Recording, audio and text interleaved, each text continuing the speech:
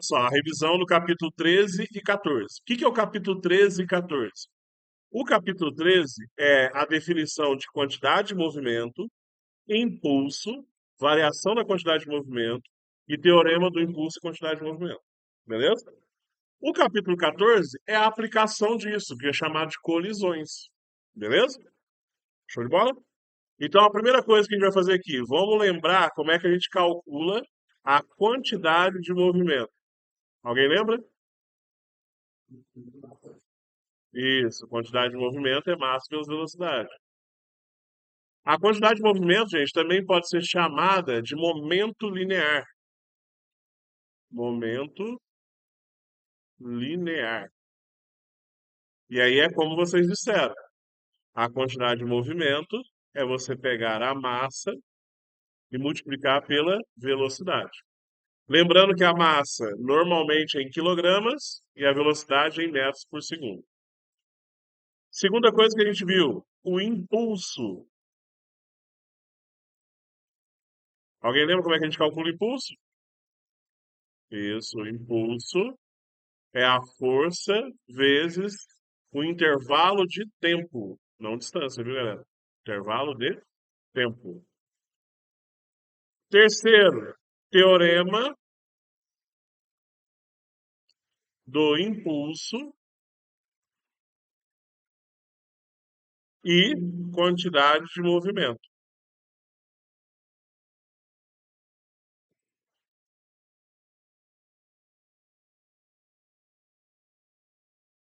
Alguém lembra como é que é esse teorema?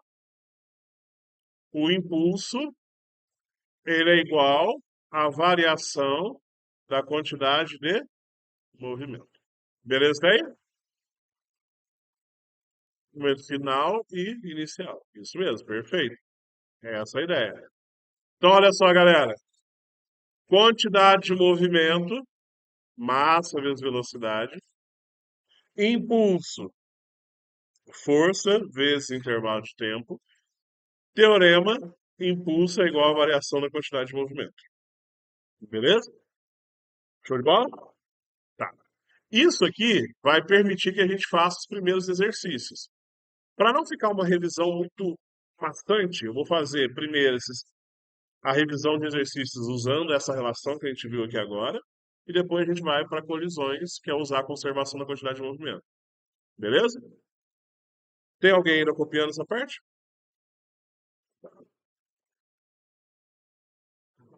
Então, ó, vamos agora resolver, né, a primeira questão. Então, a primeira questão é essa aqui, ó. Sobre uma partícula de 8 quilogramas, move-se a 25 metros por segundo, passa a atuar uma força constante de 2 vezes 10 ao quadrado newtons durante 3 segundos. No mesmo sentido do movimento, determine a quantidade de movimento dessa partícula após o término da ação dessa força. Beleza? Então, ó, primeira coisa, eu sempre gosto de organizar o meu exercício. Então, eu vou pegar aqui, ó, e colocar para nós os dados. Então, eu tenho a massa do objeto, que é 8 quilogramas.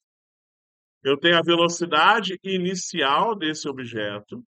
A velocidade inicial dele é 25 metros por segundo. Eu sei que vai agir uma força de 2 vezes 10 ao quadrado newtons. E essa força vai agir por um intervalo de tempo de 3 segundos. Eu quero saber qual vai ser a quantidade de movimento final desta partícula. Beleza? Então, olha só. Se eu tenho força e tenho tempo, eu tenho impulso. Se eu tenho velocidade inicial e esse objeto vai adquirir outra velocidade, eu tenho variação da quantidade de movimento. Então, eu posso usar o teorema do impulso e quantidade de movimento. Beleza? Então, seria o quê? Eu faria assim, ó. O impulso, ele é igual à variação da quantidade de movimento. O impulso, como é que calcula? Força vezes a variação de tempo.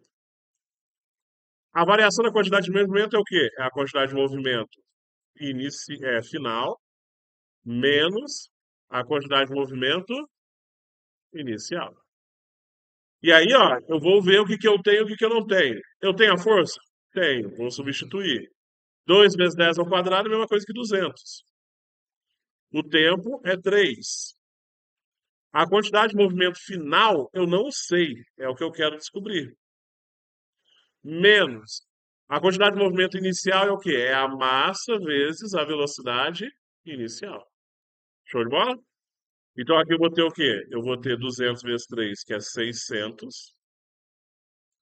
Isso vai ser igual à quantidade de movimento final, menos a massa é 8, vezes 25. 8 vezes 25 dá 200. Então aqui, ó, já posso fazer assim, ó, 600 é igual à quantidade de movimento final, menos 200.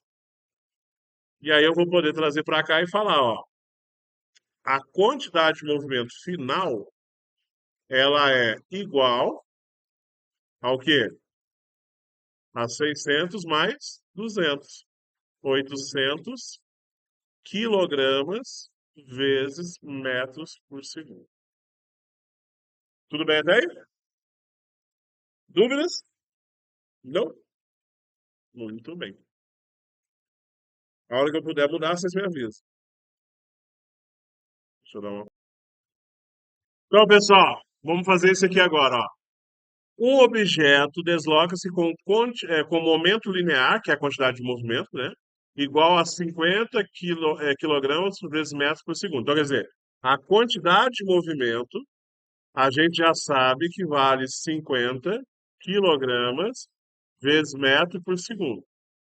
Mas choca-se com uma parede e gasta 0,02 segundos para parar. Então, quer dizer o quê? Vai se chocar tendo aí um intervalo de tempo de 0,02 segundos. Então, peraí, isso aqui, ó, é a quantidade de movimento inicial. Ela vai parar. Se ela vai parar, eu sei que a quantidade de movimento final vai ser zero. Show? Por meio do teorema do impulso, ele já está dizendo que você tem que usar. Determine o valor da força necessária para parar esse objeto. Então, a força é o que eu quero descobrir. Então, ó, o impulso ele é igual à variação da quantidade de movimento. O impulso é força vezes intervalo de tempo. A variação da quantidade de movimento é a quantidade de movimento final menos a quantidade de movimento inicial. Beleza? A força é o que eu quero. O intervalo de tempo é 0,02. A quantidade de movimento final é zero. E a quantidade de movimento inicial é 50. Então, a força vai ser 50, negativo, dividido por 0,02. O que você falou? Eu não ouvi. Não, já tá. Já. É porque tá em quilograma vezes metro segundo, só isso. Na verdade, é newton vezes segundo, no final das contas. 50 dividido por 0,02. Vai dar 5.000 dividido por 2, que dá 2.500. Aqui, ó, é negativo porque é uma força contrária para parar. Mas na resposta não precisa colocar o negativo. Então aqui dá em newtons. Tudo bem a ideia? Então a resposta, letra D. Vou dar uma pausa aqui.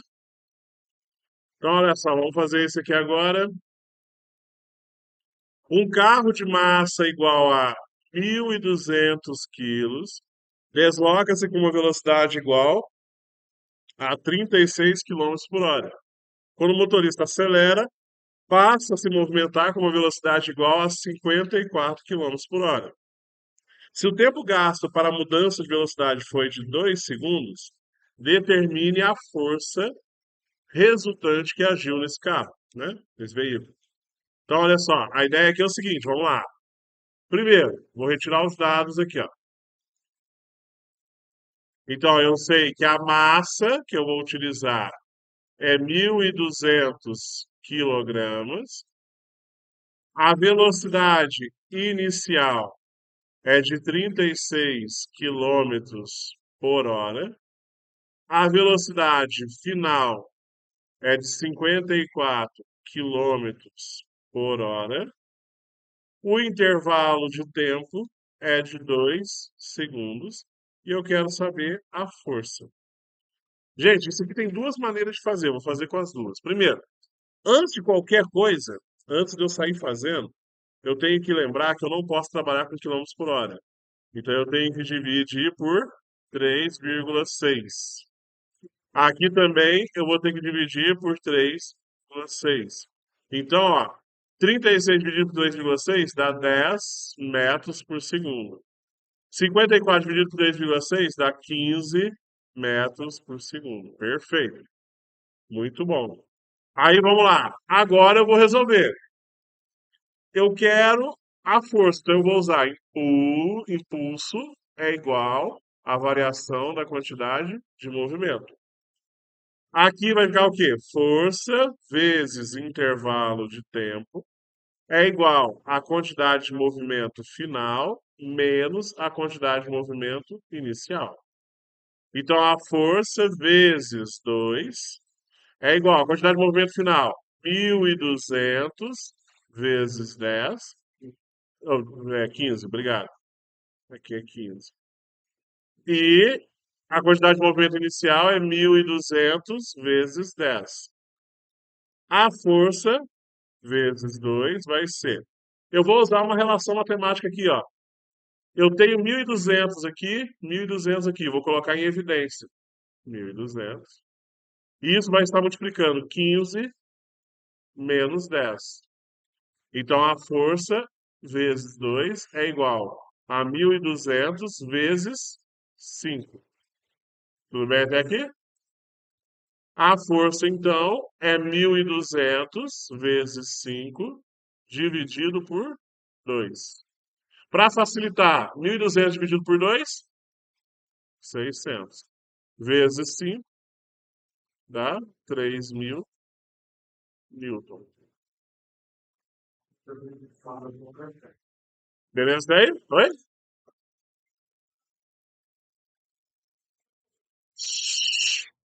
Seis. Então, ó, para continuar a nossa revisão, o que que a gente tem que ver? A gente vê o seguinte, existe uma coisa chamada conservação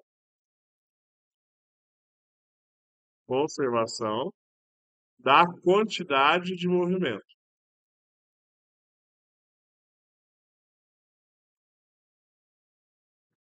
Quando eu passei isso aqui para vocês, eu deixei claro o seguinte: a gente vai estudar sistema que só tem situação em que a quantidade de movimento se conserva. Então não vai ter situação em que ela não vá se conservar, ela sempre vai conservar. E ter a conservação da quantidade de movimento significa o seguinte, que a quantidade de movimento inicial tem que ser igual à quantidade de movimento final. Beleza? Isso aqui que a gente vai ter que usar sempre que a gente for analisar essa situação. Então, a quantidade de movimento inicial é igual ao final. Aí, qual é a aplicação que a gente vai usar dessa relação? A aplicação que a gente vai estar sempre focado vai ser a aplicação chamada colisões. Essas colisões que a gente vai ter que analisar, beleza? E aí o que acontece? A gente tem três tipos de colisão. A gente tem as colisões perfeitamente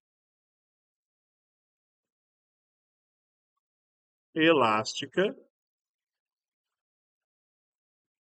A gente tem as colisões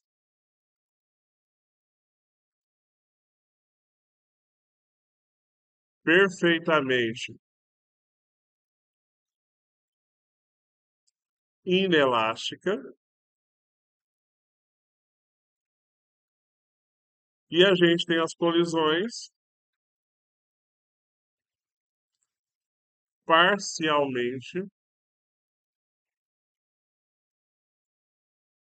elásticas.